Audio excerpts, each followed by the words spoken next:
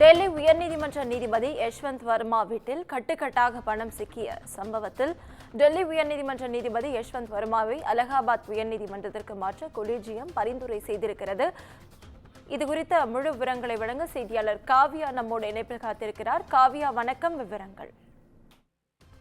வணக்கம். டெல்லியில் முன்னதாக கட்டுக்கட்டாக பணம் சிக்கிய வழக்கில் குற்றம் சாட்டப்பட்ட டெல்லி உயர்நீதிமன்ற நீதிபதி யஷ்வந்த் சர்மாவை மீண்டும் அலகாபாத் உயர்நீதிமன்றத்திற்கே மாற்ற கோரி தொடர்ந்து உச்சநீதிமன்ற கொலீஜியம் தற்போது பரிந்துரை செய்திருக்கிறது.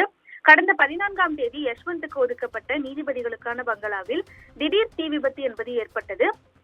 நீதிபதி வெளியேறின நிலையில் வீட்டில் இருந்தோர் அளித்த தகவலின் பேரில் தீயணைப்பு பணியில் ஈடுபட்ட வீரர்கள் கட்டுக்கட்டாக பணம் இருந்ததை கண்டறிந்தனர். 37 கோடி ரூபாய் பணம் இருந்ததாகவும் அதில் 11 கோடி ரூபாய் பணம் நெருப்பில் எரிந்ததாகவும் கூறப்பட்டது.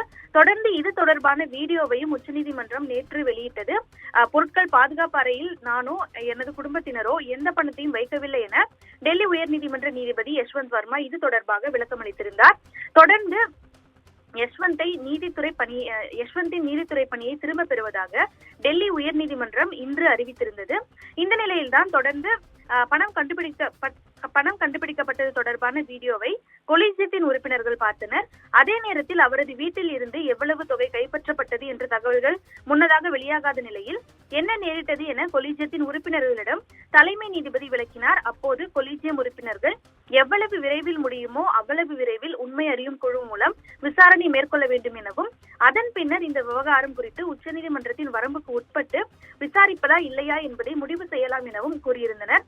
இந்த நிலையில்தான் தொடர்ந்து உச்சநீதிமன்ற தலைமை நீதிபதி சஞ்சீவ் கண்ணா டெல்லி உயர்நீதிமன்ற தலைமை நீதிபதி TK உபாத்யாயாவிடம் இருந்து உண்மை நிலை குறித்த தகவல் அளிக்கும்படி முன்னதாக உத்தரவிட்டிருக்கிறார். தொடர்ந்து இந்த பல்வேறு பரபரப்பான சூழல்களுக்கு மத்தியில் யஷ்வந்த் வர்மாவை அலகாபாத் உயர்நீதிமன்றத்திற்கு மீண்டும் மாற்றுவதற்கு அவரை உச்சநீதிமன்ற கொலீஜியமானது தற்போது பரிந்துரை செய்திருக்கிறது. அலகாபாத் உயர்நீதிமன்றத்திலேயே முதன்முறையாக தனது நீதிபதி பணியை யஷ்வந்த் வர்மா தொடங்கியது என்பதும் குறிப்பிடத்தக்கது. இந்த நிலையில் தொடர்ந்து இந்த உத்தரவுக்கு அலகாபாத் பார் அசோசியேஷன் கடும் எதிர்ப்பு தெரிவித்திருக்கிறது. அதாவது இது தொடர்பாக அலகாபாத் ஹைகோர்ட் தலைமை நீதிபதி மற்றும் பிற நீதிபதிகளுக்கு அலகாபாத் பார் அசோசியேஷன் முன்னதாக ஒரு கடிதம் அனுப்பியிருந்தது.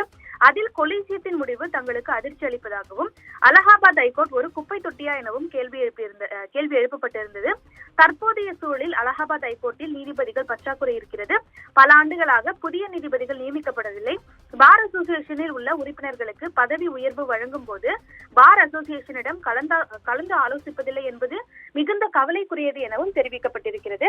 இந்த நிலையில்தான் தொடர்ந்து அவரது இந்த யஷ்வந்த் வர்மாவின் பணியிட மாற்றத்திற்கு அலகாபாத் உயர்நீதிமன்ற பார் அசோசியேஷன் தனது கண்டனத்தை வெளிப்படுத்தியுள்ளது குறிப்பிடத்தக்கது. விவரங்களுக்கு நன்றி காவியா.